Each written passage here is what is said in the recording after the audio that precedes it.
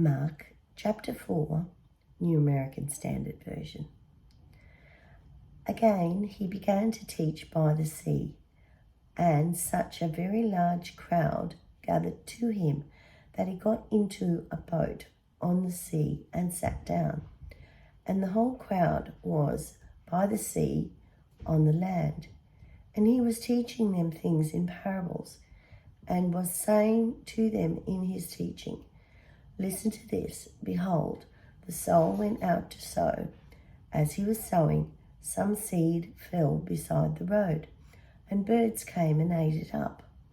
Other seed fell on rocky ground, where it did not have much soil, and immediately it sprang up, because it had no depth of soil.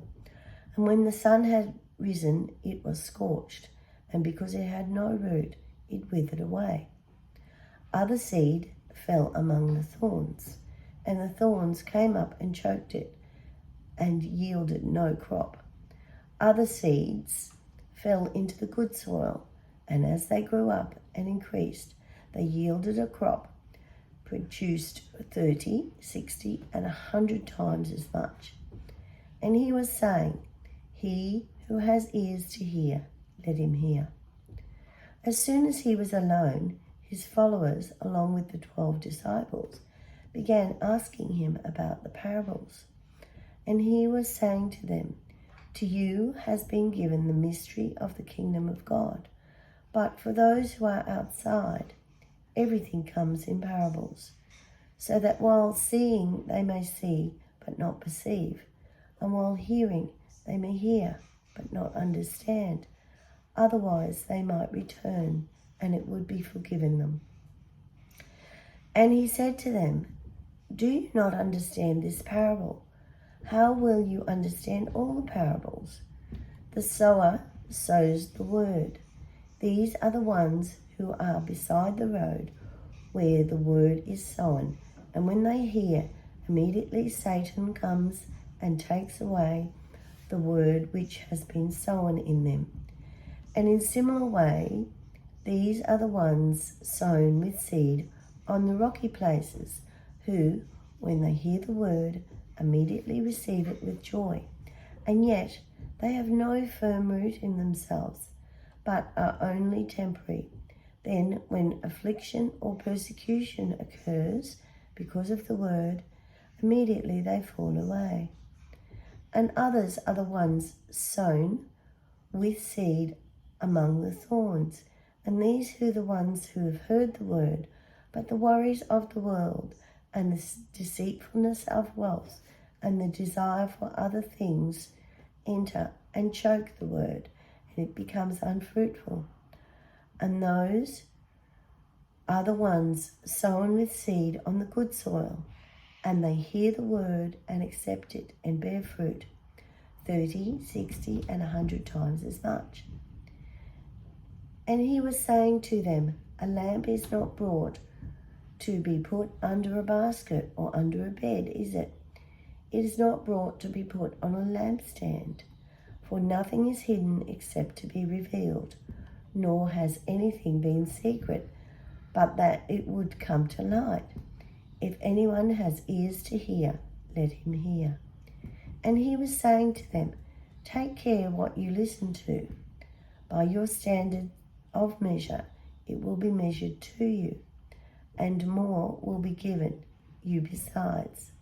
For whoever has, to him more will be given, and whoever does not have, even what he has will be taken away from him."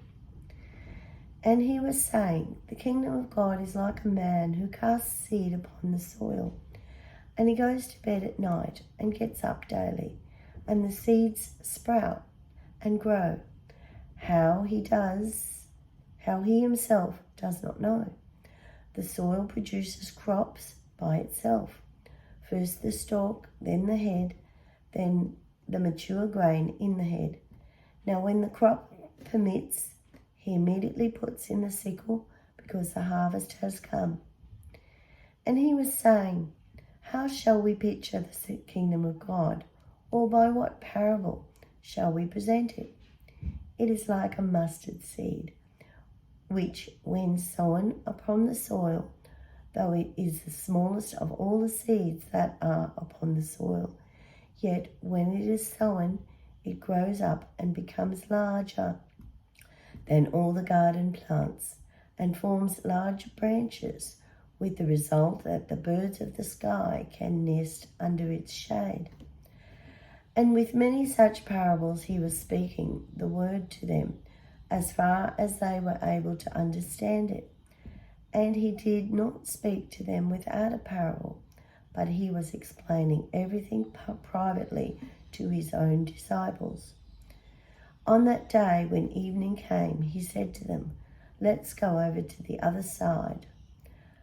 After dismissing the crowd, they took him along with them in the boat, just as he was, and other boats were with him. And a fierce gale of wind developed, and the waves were breaking over the boat so much that the boat was already filled with water. And yet Jesus himself was in the stern, asleep on a cushion. And they woke him and said to him, "Teacher, do you not care that we are perishing?" And he got up and rebuked the wind and said to the sea, "Hush, be still." And the wind died down and it became perfectly calm. And he said to them, "Why are you afraid? Do you still have no faith?" They became very much afraid and said to one another, "Who then is this, that even the wind and the sea obey him?"